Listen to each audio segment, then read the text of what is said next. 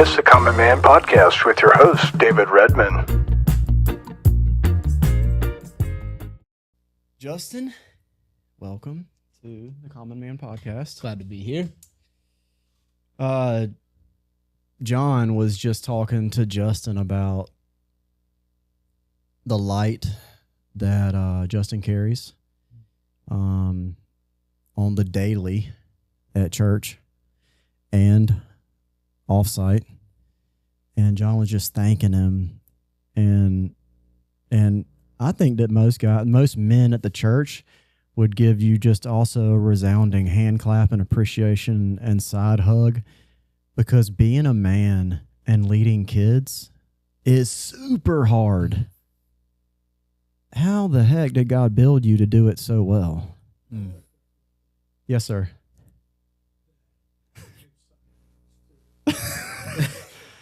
Just so you know, John does not give side hugs.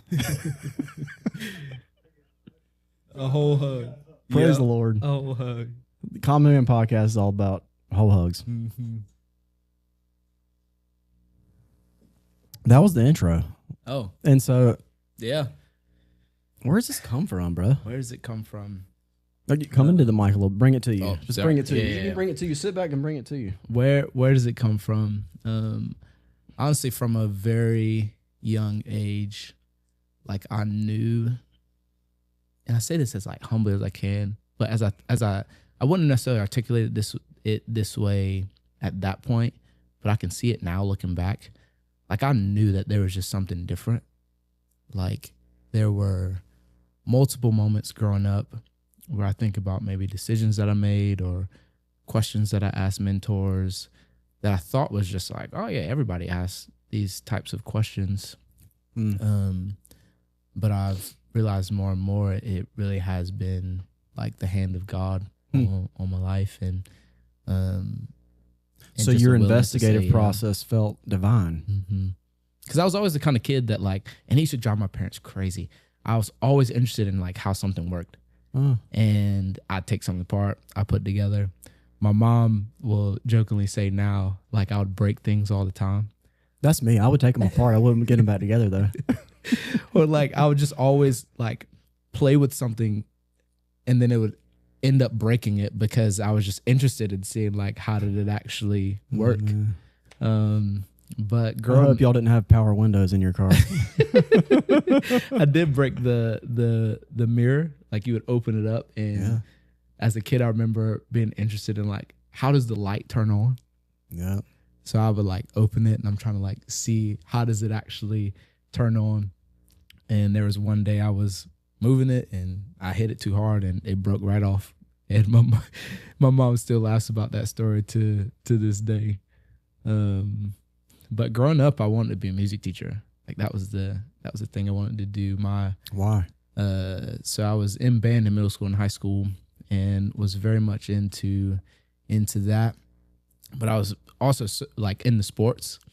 But I remember at a young age, this is one of those random thoughts I had as a kid that I don't really know why. But I remember my 8th grade year, they had asked me if I wanted to do marching band, and I was like, all right, yeah, let's go ahead and do that.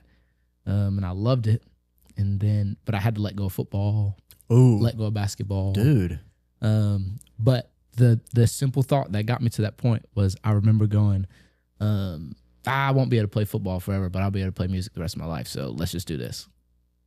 And I'm like in 7th grade, about to go into 8th grade. Wow. And like that was the reason that I went for it. Wow. And honestly, I had an incredible percussion director in high school. His name is Mr. Burbank. He taught us percussion and world music. Like we had all the percussion stuff, marching band, percussion ensemble, but we had steel drum band, Brazilian samba, Japanese taiko, West African drum and dance, like so many just different things that What we school? got to do. Blythewood High School. Blythewood? Mhm. Where is that market? Where's it at? Yeah, where is that? So it's like right outside of Columbia. Okay, you're outside of Columbia, state capital, South Carolina. Got it. Okay. I couldn't remember if Blythewood was Charleston or Columbia. Yep. So Blythewood is like popping now, right? It's like the suburban wealth. Hopping. Yeah. Because Fort Jackson. Okay, the yeah, just Army above base is it and right. all. Yeah. Got it. Okay. and they're about to put 2 factories in, not 2. They're building like one big factory down there. I don't know what they're making, but that's also bringing a lot of people to that area too. So you had this crazy, passionate band music instructor. Yep. And he pushed us hard. That's what we need, man. Hard, man. Like there were times. What's that mean? So to the point where like some people thought he was a little crazy. Right. But looking back on it now, like I can see that he could see the potential in us, and he just wanted the best to come out. And he knew that it didn't come if you didn't put in the work. So like when we showed up to rehearsal, that was rehearsal time. That wasn't practice time. So like you needed to know your parts before we came into that space. And if you showed up and you're trying to learn your parts for that rehearsal block that we're doing, he told you about it. So there was home practice, and then with him it was rehearsal. It wasn't practice, learning your part. Nope. So you came knowing your part to the school class. Yep. And where did he get that from? I don't know. He You ever heard his story? He was, and honestly still is, teaching percussion at the same school. Like he was probably doing it 10 years or like 8 to 10 years before I came, and I graduated high school in 2016. So he got to be at least 20 years in at this point. I've heard he softened up over the years, which has been good. But I think he just loved it and genuinely wanted to see the best in people come out. When did you start playing percussion? When I was in 6th grade. When you were in 6th grade at the middle school there, and he was at your high school. So I met him my 8th grade year. And what did you play when you started? Well, in percussion, you honestly played so many different things. Okay. You had snare drum, bass drum, like anything from, melodic instruments all the way to the tambourine, triangle, timpani. I think that's why I loved percussion so much, because there are so many different types of instruments you can learn. Can you read music? So I used to be able to, like, really, really well. I can still read rhythms pretty well, but I've fallen out of the practice on the melodic aspect of things. Like if you gave me a second, I could tell you what it is, but it's not as quick as it used to be. Right. Okay, cool. So like you had been playing 6, 7, 8, 9, 10, and then like he was the instructor in your 8th grade and then all the way through high school. Yep. And he to my knowledge, even like to this day, like isn't a believer. He wouldn't necessarily call himself a believer. I think he believes that there is something greater out there, but he wouldn't necessarily like call himself a believer, I don't think. Which means just a believer in Jesus. Yeah, believer in Jesus. Yeah. That's what we're talking about when we say that. But he was the first person outside of my parents that I think saw the potential in me and like called it out. And so you were in church from the jump. Mom and dad both. Parents still together. Yep. Praise the Lord. And then rambunctious kid finally got a musical instrument in your hands that you got to bang on, and it was celebrated. Yep.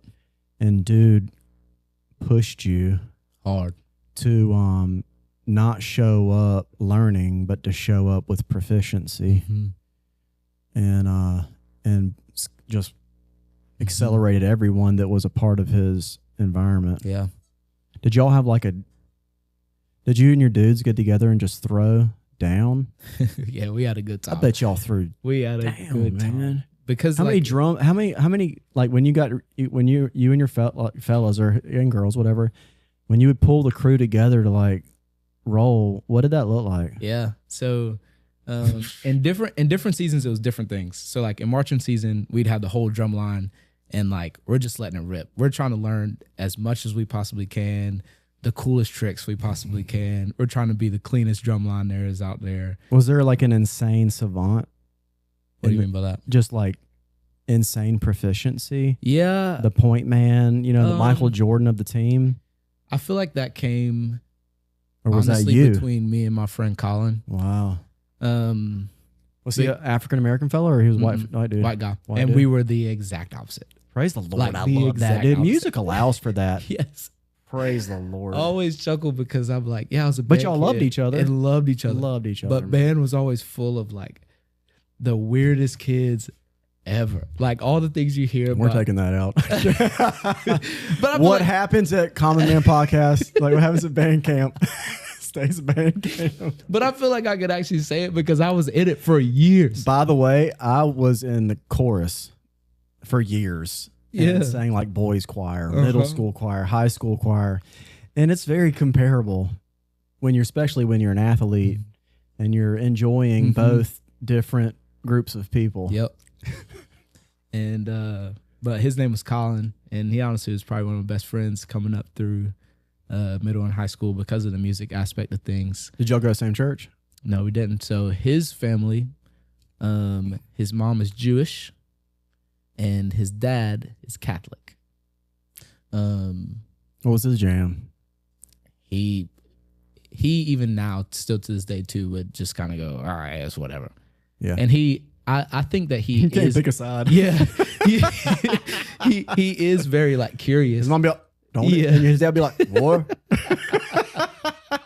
He's screwed. I'm sorry. Jesus is inviting you to go. Yeah.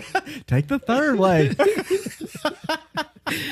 But the conversation is like the last time we saw each other, it was earlier this year, and we're talking, and he very much like is curious, and he would say, man, I've always respected like how religious you are. And he like asks lots of questions around it.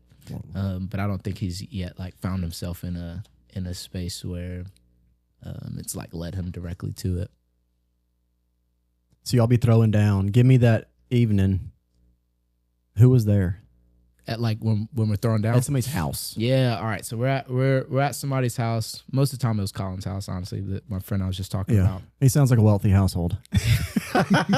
Yes, yeah. They had it pretty good. Nice pool. Yeah, we had a great time at the house. Oh man, stories on stories. We'd get together in like his like game room, and we're playing on just about anything we can. We're bringing Drumsticks pads, or hands or drumsticks, hands, whatever we can get our hands on. We're just like playing on the thing and making all kind of stuff. But we used to have so much fun, because for all of us that were in percussion, like we knew that Mr. Burbank pushed us hard, but it knitted all of our relationships together.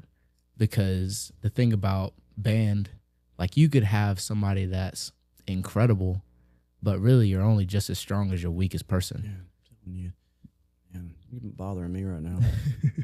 Because you say like in the drum line, you got the snares, you got the quads, you got the bass line, and if you always have one person that's behind or late or a couple steps behind, that affects the whole thing. So that you have to play to their slower ability, and everybody had to help everybody catch up, because we all knew that like, man, I could know my parts through and through, but if the rest of the crew doesn't, we ain't no good. So it was like, all right, yeah, we gotta figure out how to help everybody get to where they need to get to. Right. And he was really good at calling you up, constantly showing you what was ahead. I mean, it was my squeezing you. 10th grade year of high school, and I remember, I just finished freshman year, was about to get ready to go into 10th grade year. And he looked at me and he said, Justin, I want you to be one of the 2 percussion section leaders this year. And I'm like, dog, what? There's several people older than me. Like, why me? And then he looked at me, he said, I know you're going to your 10th grade year. I want you to do it. And I was like, okay. And there's probably plenty of things that I did wrong and didn't do right in that time. But it was one of the first places that I felt like I got the opportunity to lead, and for someone to like look at me and say like, hey, no, we want you to do this. I know you feel like you might not be able to. I know you feel like you might not have everything that you need, but like, here's what we see in you, and we want you to do it. And that I think is really what kickstarted me into everything that God has been doing, because from 10th, really from like 9th, 10th, 11th grade year, I was putting all that focus into music. Like, honestly, I was probably practicing more in a day than most people were in a week. How like, much? I was getting to school at like 7:15, 7:30, and I would practice for an hour before school. We'd have an hour and a half percussion class right after that. I go to 3rd and 4th. I practice for another 30 minutes during lunch. We got 5th, 6th, 7th, and 8th. Now I practice for another hour after school. Dang. But that was like what I wanted to do. What'd you practice? All the music, technique, different like patterns of things. Right. Like one of the things that Mr. Burbank used to say was he would say all the time, you don't practice until you get it right. You practice until you can't get it wrong. Ooh wee. And now that I've had to unlearn that in some ways and not seek perfection in other aspects of my life. But I think that was one of the things that made our percussion section really good, was because we would run it over and over and over and over again to the time when it was ready to go. There was no doubt in your mind that you were going to hit the right notes and play the right parts and and all that. So don't practice to get it right. You practice till you can't get it wrong. Until you can't get it wrong. That's fun. Mm-hmm. But all that, my 11th grade year, was when God grabbed a hold of my heart, and really I got set on fire for Jesus. And I remember looking at my youth pastor and saying, like, hey, I'm struggling with this thought. Like, I want to do this music thing, but the students I would love the most, I wouldn't be able to talk to them about the thing that I love the most, and that's Jesus. And my youth pastor looked at me and said, Justin, I've been meaning to talk to you. I think God might be calling you to go into ministry. And I was like, who was your youth pastor? His name was Ben Jett. Jett? Ben Jett. Daggone. At that time, I kind of had two youth pastors. There was Ben at the one church, and then Billy Dillard was a guy in that time too as well. That was really key. Was that NewSpring down there? Mm-hmm. Oh, so you were at NewSpring down there for since 9 months. Okay, had just months. opened, or you just come over before you opened. left? So NewSpring's a church we go to. There's 14 locations only in South Carolina. 13. Thank you. I always do that. And then one of the locations is Northeast Columbia. That Justin went to. Shout out, guys. And so you went when they opened. Yep. And then you graduated high school. And then I graduated high school. So whenever when did you accept Jesus? I was like 9 or 10. So you were young. Age. Okay. And which would, when you were talking about feeling clear and divine inspiration to inquire about life, the Spirit is what inspires that. Yep. And you weren't running interference on it. You were on the team at 9 or 10 when you said, I'm down for being on the team, and whatever that means of like loving the Lord and following and looking like Jesus, walking like Jesus. Yeah. And from at that point, I feel like I understood it as much as I could at that age. Which is me now. Yeah. And that's okay. You will never know everything the divine knows. Nope. And that's actually good. Otherwise, we probably would crawl up and shrivel. Yep. But those years, I guess, to go back to what I was saying earlier about, these moments where I can look back and see, man, it was God's hand. Like, there were just certain moments that I remember growing up where my friends would be going one way, or my friends would be doing something, and there was just something in me, which I now know to be the conviction of the Holy Spirit, that's just like, Justin, I don't know if that's it. Like, don't go that way. Now, why did you trust that? Why did you trust that? Part of it, I think, is because I'd seen my older brother try his own way.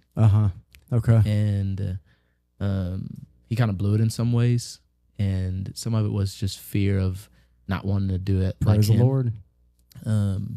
But other pieces of it was because at a young age, I remember being able to start to grasp, hey man, there has to be more to life than just this.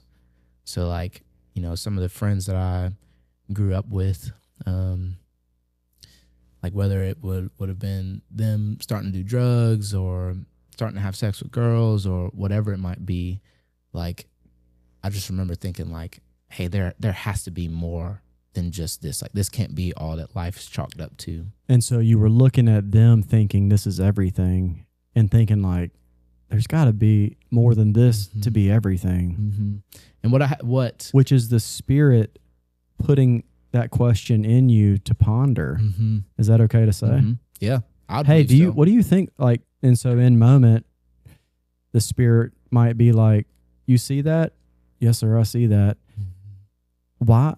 They're overwhelmed with how much that means.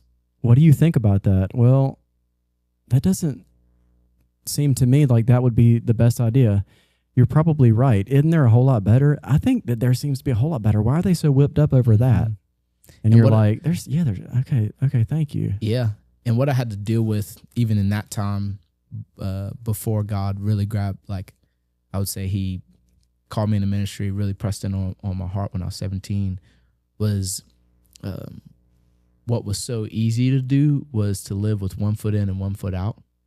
So what I mean by that was, my friends might be doing this, but I would be like, oh, that isn't that bad. Well, or I'm not as doing this what my friends are doing, so I would justify something else. I'll just bail out and be home on time. Yep. But still go.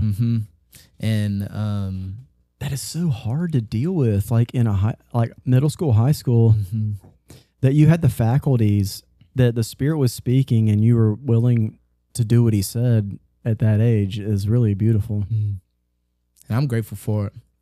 I really am. And so you were in this season where you realized you were doing some foot in, some and other foot out. And everything changed. And then you said, okay, I got to stop that. Yep. Even when I look back, I chuckle about it now, but when I look back to even what happened to my Instagram, which at that time, and really even now too, I feel like the things that people post like says a lot about like what you care about. So like, for instance, I love the Charlotte Hornets. I'm a huge NBA fan. If you follow me on Instagram, you're going to see Charlotte Hornets content because I care about the Charlotte Hornets, you know. But there was a flip that happened even in my Instagram. Like it went from, just random pictures of me and my friends and all this stuff to like Bible verses that stuck out or like quotes or any of that type of stuff that now I look at and sometimes it feels like, oh man, that's cheesy. But it was genuinely like a heart change that happened inside of me. And what happened whenever I accepted this call to go into ministry, all of that energy and effort that was going towards music, it all shifted towards Jesus and going full force after like what he wanted me to do in life. How many of your friends did you see the paths begin to diverge?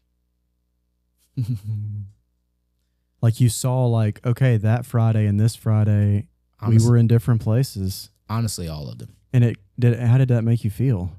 Well, it was a few years worth of time. Cause I think whenever I first started to notice it, I was in 8th grade.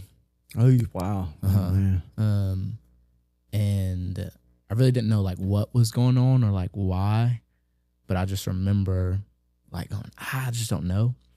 Man, the danger starts early, bro. 8th grade. That's really when it hits. Yep. That's when it hits. It is. Why? I think you just you are get old enough, exposed to a lot more. Exposed enough, man. And you first hear about that peer. I remember I first heard about that peer, those two, that couple that had sex. And I was like, I'm the same age. And then you go, well, what does that mean for me? And honestly, like I think that's around the age too where when you start to be I'll say it this way. I think that's around the age where if you start to become a rebel, it gets celebrated. Amen. Like doing the things that your parents might have told you not to do, or doing the things that are like, oh wait, you actually did that. Right. And those are the type of things that get passed around at school. Yeah, you start getting likes for doing stupid. Exactly. Or doing all the jackass stunts. It's funny how that's a believable approach to masculinity. Which is so true. And what sucks about it, and I say this as how the heck did Steve-O make it through that? Steve-O, I do love you. Can you come on the podcast one day? I think people also get stuck there too. Obviously. Which, and the core of it isn't the fruit of it. Mm-mm. The fruit of it is I'm gonna be the class clown. Mm-hmm. The core that causes that fruit in season, in 8th grade season, 9th grade season, 10th grade season, I'm a class clown it. The core of that is I want belonging, and I want to have people, and I want to have identity, and I want to be something or be someone or be respected or esteemed. That's the core of it.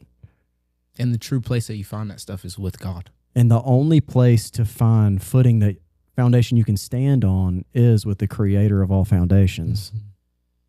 Yeah. And you saw friends like stumble and start to fall and run and crawl, and yeah.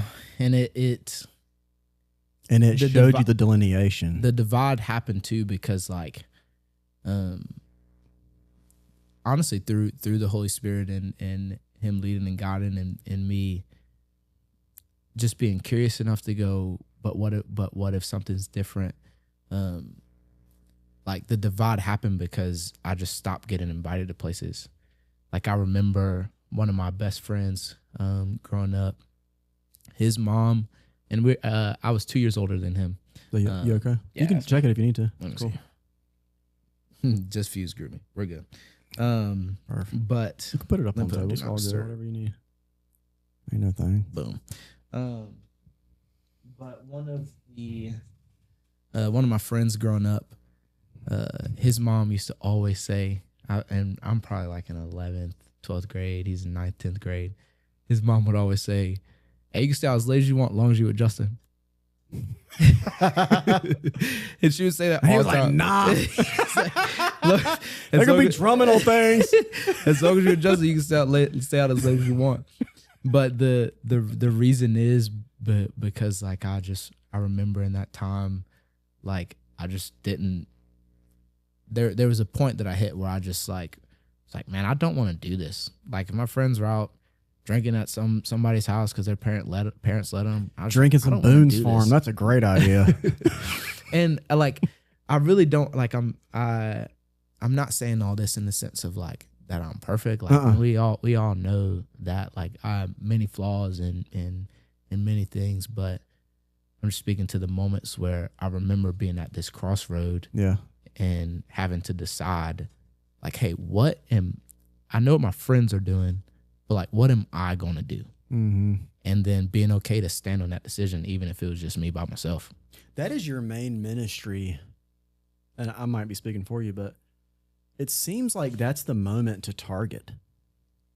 That is the moment to target, and that is the man that the world needs standing in those shoes to be speaking to those boys and girls that are in that moment to target. Like MTV raised me to discern through those moments. TV is a problem for me. It's always been a problem, and it still is, and it's the last thing to go probably. But like, and maybe this cuts too deep, but like, where are the men that will get in the way, that will stand up in this world? So the boy or girl or, men and women to stand up in this world and not have the phone in their hand or like giving up alcohol. Alcohol is a huge problem, guys. Huge problem.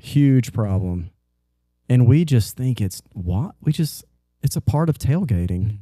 It's a huge problem. It's super destructive. And you've had people or the Spirit saying like, why don't you lean over here to the right and not lean over here to the left?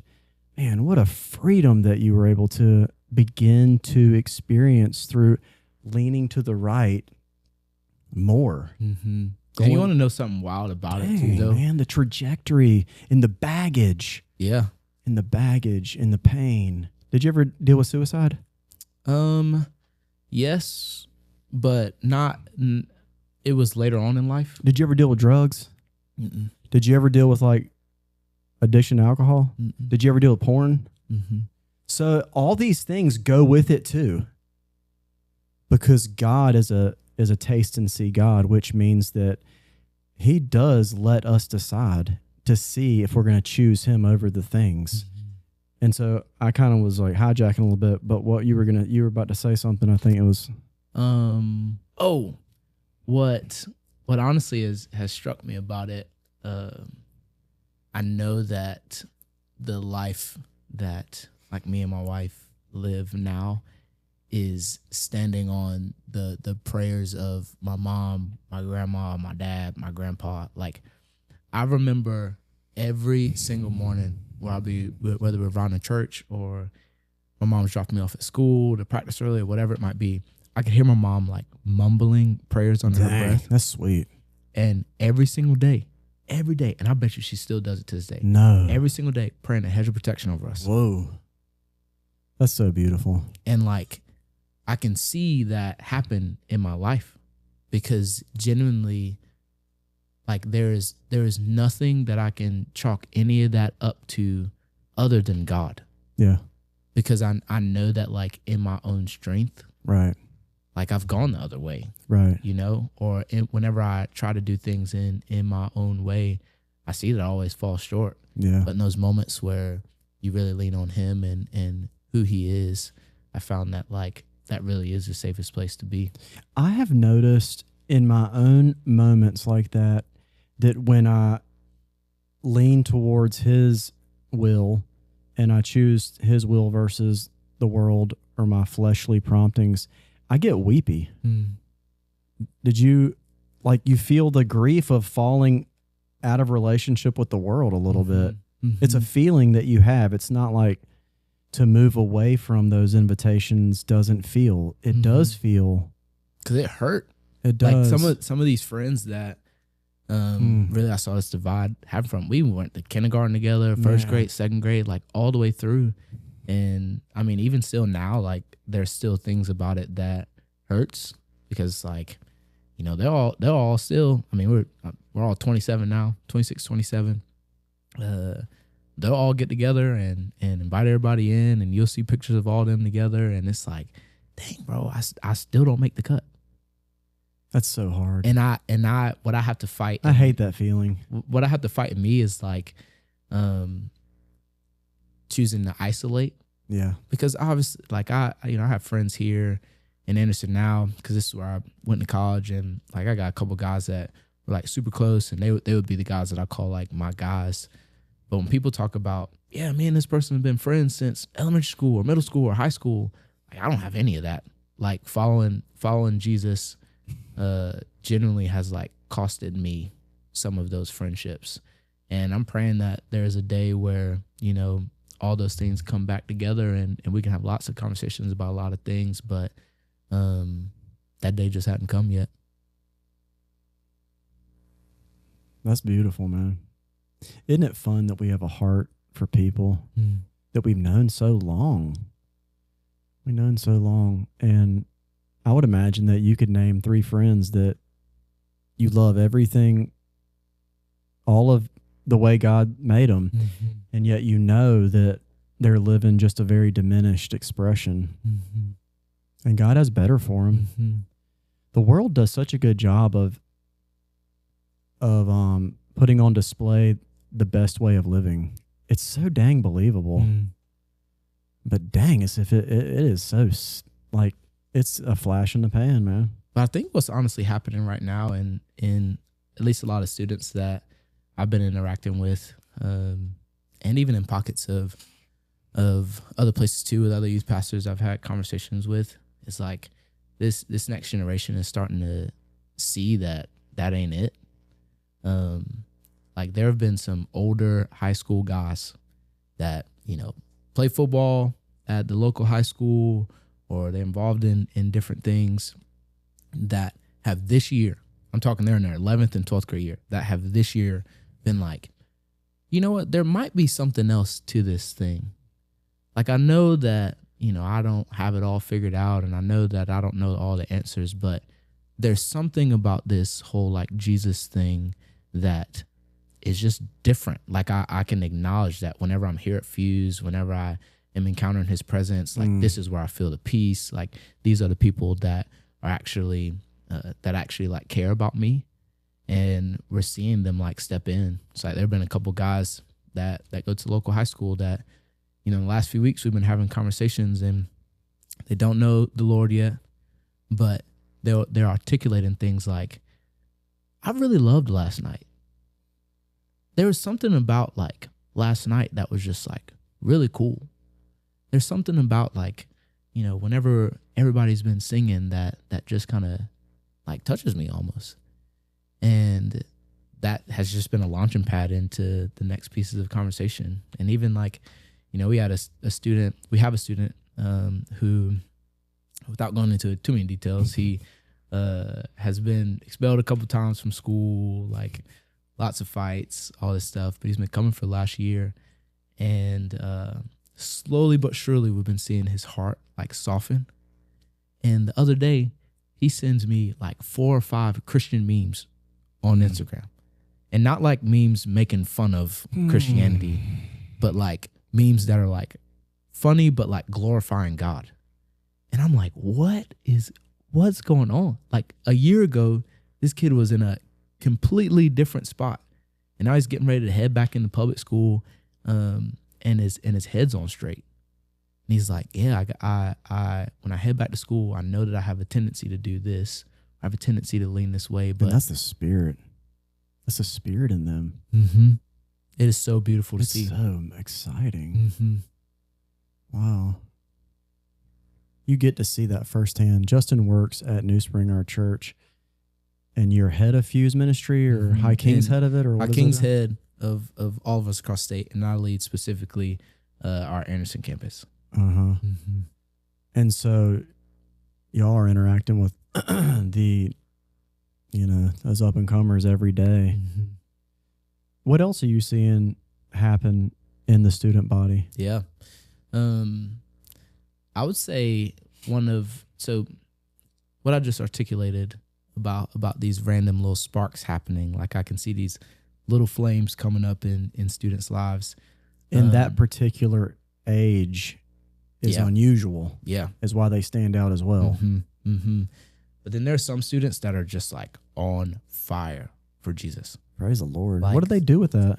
There are lots that are honestly like leading out well within their schools.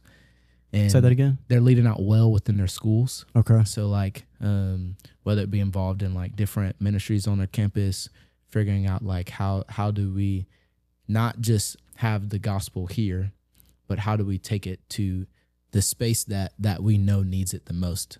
So like we have found something in Jesus that the world around us needs. Mm-hmm. So like even if a person never comes to church or never comes to our student ministry or whatever it might be, like these students are trying to figure out how to get it to them.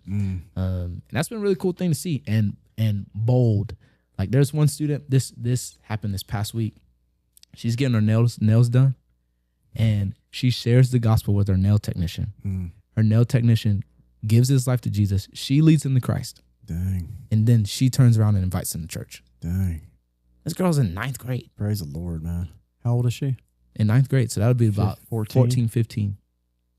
Yeah, some of the early disciples were that young. Mm-hmm. So the capacity of a person that age is pretty big. Mm-hmm. And the heart of the young is actually, I think, more receptive to the Spirit. And they have a little bit less strongholding that keeps them from obeying in faith. And I think too, like, even though the olders like my age have more strongholding. Even though like at that age, because I was the same way in some sense, like you're trying to, you know, figure out what you want to be about, what you want your life to be about. And like we talked about even earlier, it's it's the point where, being stupid, that's where you start to get some of the hand claps. But deep down inside, I think all of them are looking for someone who will like believe in them and who will actually take time to help them become the best version of themselves. And that's why for me at a young age, when it was music, right, that was why I jumped all the way in. Right. Like my percussion director looked at me and said, "Hey, I believe in you. I see something in you." And that was how it expressed itself. That's such a good example. That it's like you want to unleash what would trigger them to jump in, which in that particular situation that you just shared, that little micro moment was, I believe in you. Come and experiment with a more fuller and powerful expression of yourself, which the church has the corner of the market on, and you don't need much equipping to offer a youngin' that. I believe in you. Like, how can we, what's your next step? And that's what I would say that's what we, within our student ministry, try to really do. Yeah. Because I see it. I had it in pockets in my church growing up, but not really. Like I think that everybody was trying as best as they could, to my degree, and from what I can see, and a lot of them still to this day, I can call right now and they'll answer. The but students. The people who were like over the student ministry when I was growing up in my church. Got it. But there was this aspect of like, we do things this way and we don't ever change.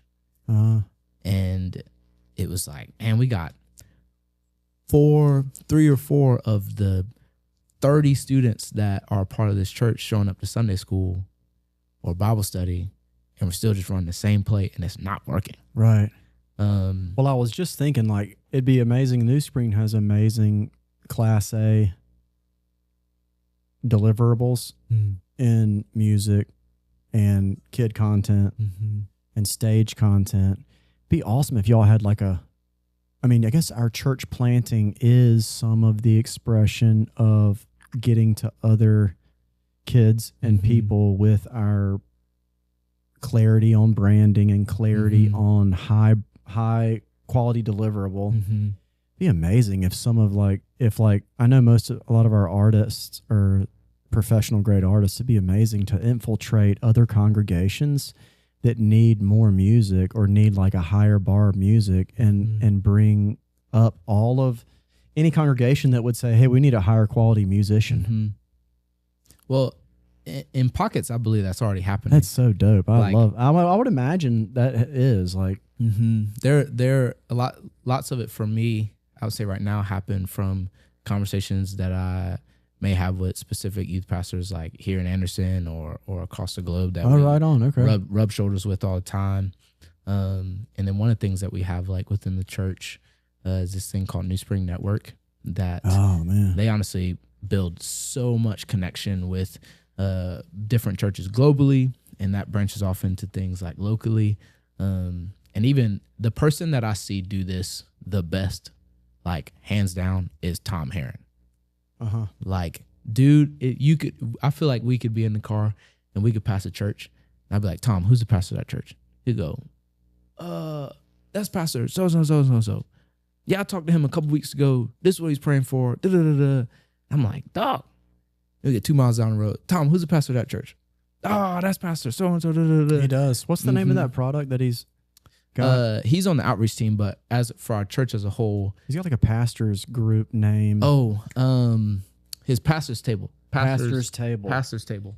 And I'll have a link to reach out to him if you want to grab your big or small church and you want some additional resources that our church might have. And I'll say too, like if there are any student pastors watching or pastors and you want to just talk about, hey, we're seeing some hiccups here or we're trying to figure out what do we do here, I'd love to help however I can. That's awesome. I love that.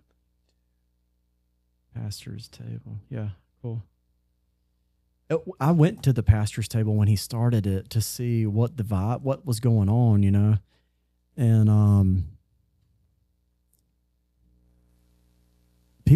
even pastors really have a lot of need. Mm-hmm. There's a whole lot of need out there. And so there's a huge value add that he does that. Mm-hmm. Breaks down the walls. Mm-hmm. This is a global church. Global. This isn't a brand this isn't an A brand in South Carolina Mm-hmm. church. This is a global effort. Mm-hmm. Yeah. And if you think about, the Great Commission and wanting to reach the people in your city, no one church can do it. Mm-mm. There are different types of people, different pockets of places, different, even when it comes down to like preferences that people have, that I think is why it takes so many different churches to reach different groups of people. It does. It reminds me of a sermon that Timothy Keller teaches when he first started overseeing a church. It was in in Virginia somewhere. It was a small country church. And when he first got up and running, he was suggested to always be at the church 9 to 5. It's because if people didn't see his car there, they would think he's lazy. And his first day there, a person came in and said, "So glad you're here, Pastor. Have you noticed that distressed housing property across the street? What's wrong with our church is that they just need to be taught the Word of God." And then he was like, "Okay, thank you for sharing." And the next day, somebody else came in and said the same thing. And then somebody else came in and said the same thing. And one of the things, his teaching point was that imagine for a moment that the congregate is ruffled by the Lord with an issue that they see near them. And instead of judging the issue, they use the opportunity that God has given them to see the need and go and act on it. Mm-hmm. And I've often thought about how powerful the Christ-following church would be as if we let that false relationship to issues die, which is to judge the thing that's the problem. And instead we translated that vision into activity to administer the thing. And NewSpring does a good job of that. And that's one of the things that you're the tip of the spear of as you see these middle school, high school kids at tipping points. So what's next for the church, and how do you stay involved and hot? Like I would imagine there's a bunch of pastors out there a little bit cold. Mm-hmm. I think, how do you stay hot?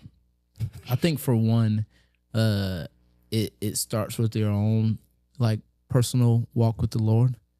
How do you regiment your day? One of the questions that I've had to ask myself is the things that I'm doing in an everyday life. Are they just because I'm a pastor, or would I actually still be doing these things as a disciple of Jesus? Mm-hmm. Like if you took away the title, if you took away the paycheck, if you took away, everything that may come with it, would I still be going for it? And if I think that if the answer to that question is no, I'd ask God, okay, why? And the way that you stay red hot, in my opinion, is allowing and figuring out how do you make the answer to that question yes. So the things that you How are did you doing. come to that question? Because you see often congregates, you see often employees that are worn and tattered out. I think because I've seen that happen, and maybe I guess that's a trend again. That's and now as I'm thinking about it, a trend again I've seen in my life where I observe a lot and I see what's happening, and I ask a lot of questions, and I see guys like Jason Wilson or Sherry Moorhead or Lee McDermott or whoever it might be who've been in ministry for a long time. Yeah, Jason's been in ministry for almost as long as I've been alive, and just asking them questions of hey, how did you do it? And he still looks 35. Yeah.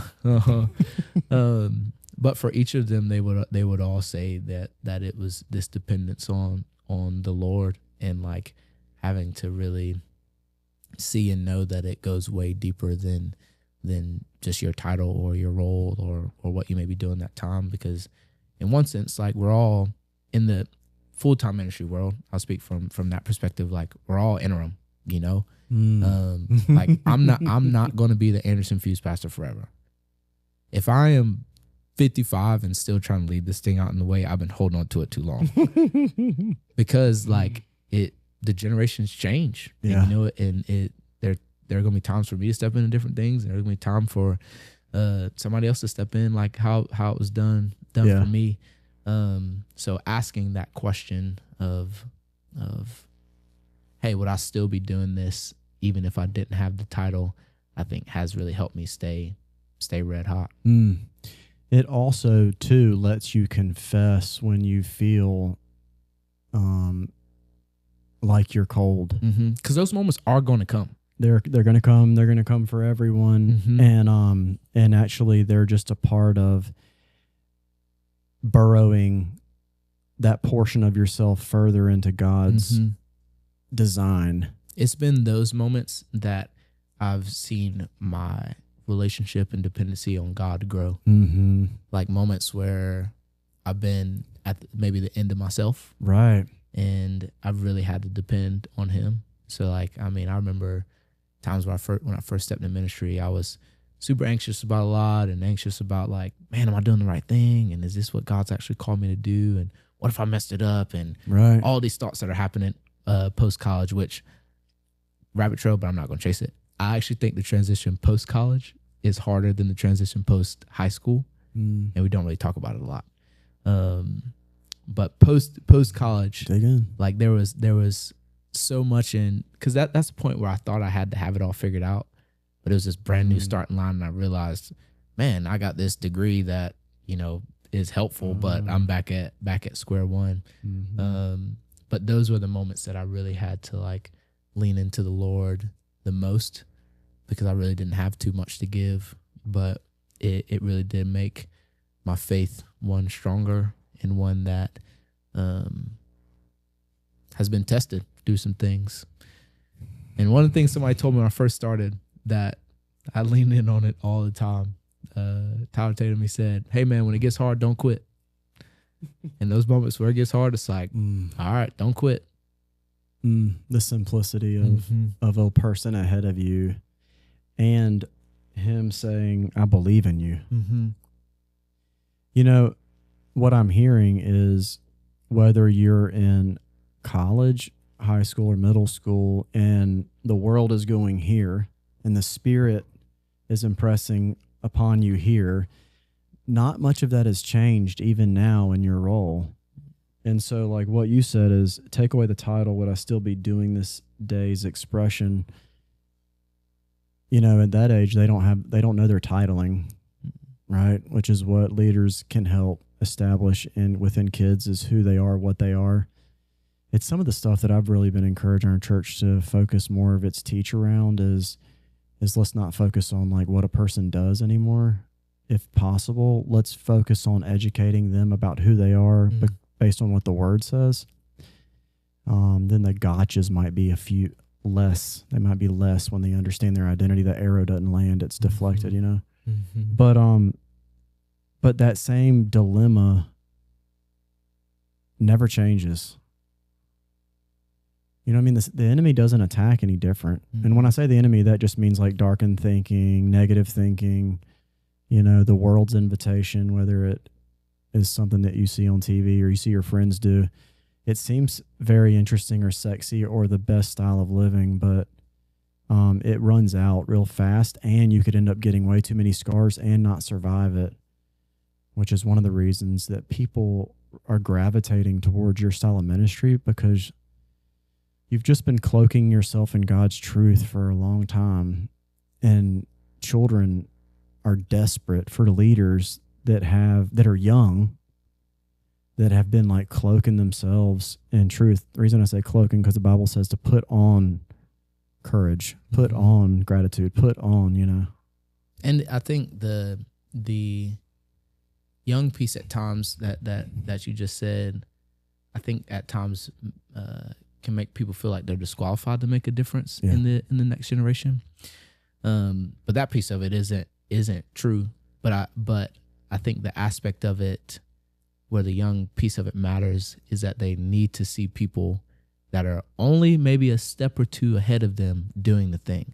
Because the narrative growing up for me in Christianity was, all right, I'm going to do this church thing till I graduate high school. I'm going to take these college years and a little bit after that to do whatever I want to do. And then when I get married and have some kids, then I'll start to take this thing serious.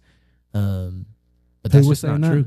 I feel like that was what I saw just happening in the church, and it is across the globe, particularly here in America. I got to make mine, and then once I've made it, I'm going to keep it healthy and directed through reasonable moral living. Which is why even like for me now, I mean, I'm 27, and I can recognize and acknowledge I'm not the 22-year-old youth pastor anymore. There are some things that students say that I just can't keep up with, and it's like, man, if I used some of these phrases that y'all use, it's not that they're necessarily wrong or any of this stuff. I just sound weird. It's like, I'm not going to say, why are you glazing that dude like that? It's like, what does that even mean? Or I'm not going to walk around like, oh, 6'7", but they love it, But you know what? I'm going to lead some volunteers that are 18, 19, 20, 21, 22, where they fit right in. And those students not only, got guys like me and some older folks that they can look up to, but they see some 20, 21-year-olds who are in college trying to do the thing too. And what they see in them is, oh man, I could actually be in college and follow Jesus, which for me now, I can just tell them stories about the days, but I'm not living it anymore, Well, I'm super glad that you're in the role you're in. John and I both second. It's fun to see a young lion like that's fully developed and taking ground. And that's how I view you. Hopefully that's okay. And I try to live that way too. I want to take ground. That's the prayer. Because my kids and my brothers and sisters, they deserve for us to like take ground and not let the world be the most compelling story. You're how long you been married? 3.5 years. 3.5 years. Yep. Any insight into all that? Any thoughts? Any like encouragement? Yep. Did you do the Pearden thing? I did. Shout out to my man Chris Pearden. I did. I think all of us in that first batch, except one maybe, are married now at this point, which is wild. I'll link him below. He does a non-married men's gathering. Next wave. Thank you. He's gonna next wave. Yeah, I mean, I'll tie that into what I'm going to say. I think the first year of marriage.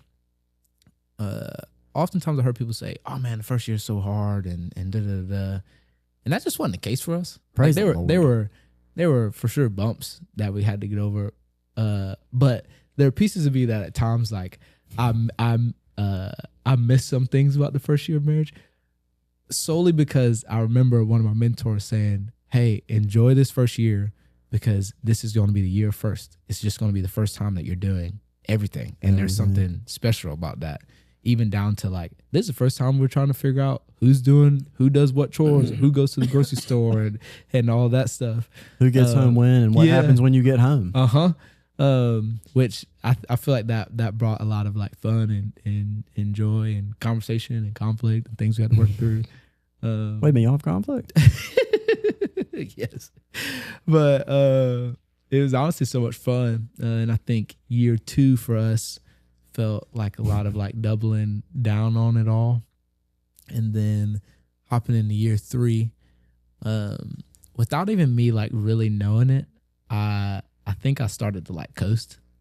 Oh, really? I was like, oh yeah, we got some of these things figured out, and oh yeah, this is going great, and these are going good, and But what it quickly turned into that my wife honestly told me was just like, hey, I feel like the intentionality in our marriage has like taken a step back. And I'm like, what do you mean our intentionality is taking a step back? Like we're still doing this and this and this and this and this and this. But really one of the things that Chris Pearden taught us, he always said listening is fixing. And he said, when you feel like you're listening, listen again. And then when you feel like you're listening to that point, listen again. And then when you feel like you're listening to that point, listen again. And what I had to do is not like deflect with my wife and go, okay, I know that I feel this way, but like her articulating this is showing something. So like something has to shift and change. So what the last couple months have been like for us is just getting back to the basics and being intentional in the little things around. How'd that translate to action? Yeah. So one of them is going on a date night, at least 3. We don't have any kids yet. So at least 3 to 4 times a month. So that's like about once a week. And that sometimes is like going out. That other times is, hey, we're going to make this food and we're going to watch a movie at the house together. Open a bag of popcorn and we're going to do this at the house. One of the things my wife values a lot, so in the 5 love languages, physical touch is a huge one for her. 5 Love Languages, great book. Yep. I'll link it below. Great book. But one of her big love languages is physical touch. And her, she loves to like cuddle at night before we go to bed, which it feels, I've never really been like the kind of like squishy, mushy gushy kind of guy. So I have to fight that in me and know that like, okay, this really is like one of the things that my wife values. So one of the things I've said was like, hey, no matter what I feel, no matter if I'm just like extremely tired, I'm going to cuddle with my wife 5 minutes, like for about 5 minutes before we go to bed. And I've seen that like even that little piece of intentionality like helps her feel loved. Have you guys started to deal with any pain from your past? Yes. Are y'all able to soothe each other? In your worst? I would say so. How do you do that? How do you like stop when it's atomic or hot and like turn on the brain to lead and get into a soothing? Yep. I think for me to her, it kind of goes back to the listening piece. Because what I've learned about my wife is most of the time she has the answer. So, excuse me. So like if she is struggling with something or trying to like navigate something, most of the time she'll be able to like talk herself to the answer. And me just being present there and listening, oftentimes she'll find it. But there are some times where it's like the moment or the conflict or whatever needs a little bit of direction. Because Chris taught us that listening is fixing, and because I've seen it to be true, I make sure that before any of those moments, I've actually like listened to what she's saying. So rather than, let's say she's having a problem at work and she talks for all of 30 seconds and I'm like, I know what you need to fix. It doesn't actually really help her navigate whatever the tension might be, or if it's things that are even deeper, whether it's like, things with family or things that come from growing up. There are some moments where you press, and then there's some moments where you kind of just have to allow her the space to be able to walk through with God in that. Yeah. And not skipping that piece of it either. Yeah, and the way in which you're describing that is just a really good and clear way that any of us can relate. That's probably one of my weakest areas is not fixing, is not jumping to fix, and the Bible says be quick to listen, slow to speak. And so scriptural support from like Puritans, listening is fixing, because there is a desire for men to fix. And it comes from a place of like the protector in us. That's right. So the fixing piece is I don't want to see my wife this way. Right. And so we don't need to feel shame. Mm-hmm. We just need to be invited. I'm speaking to myself, by the way. Mm-hmm. I really need to, I probably need to like boundary myself a little bit better and saying like, I need to listen 3 times before I try to speak or fix.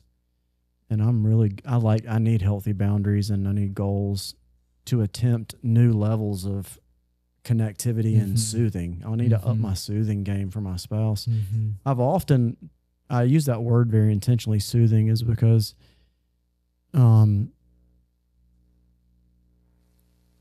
it's one of the unique things that I think that a Christian marriage invites to develop proficiency in.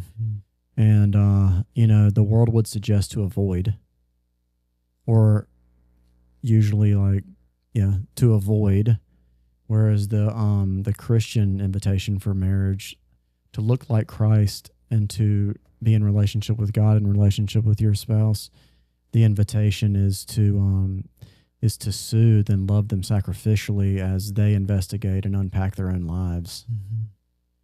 And that's just a better way of marriage, man. I know when I'm having a low, I need if someone draws near to me and is present while I'm dealing with an emotional issue. If my wife draws near to me and is present, she puts her hand on me. It's almost, I need that more than information. I'd agree. That's a beautiful thing that uniquely Christian marriage fuels through relationship with God. The fuel comes from relationship with God to make Christian marriage healthier and stronger and more combustible. And just built to last. And built to last. And the heavier it gets, the Christian marriage, the roots get deeper because the fuel and the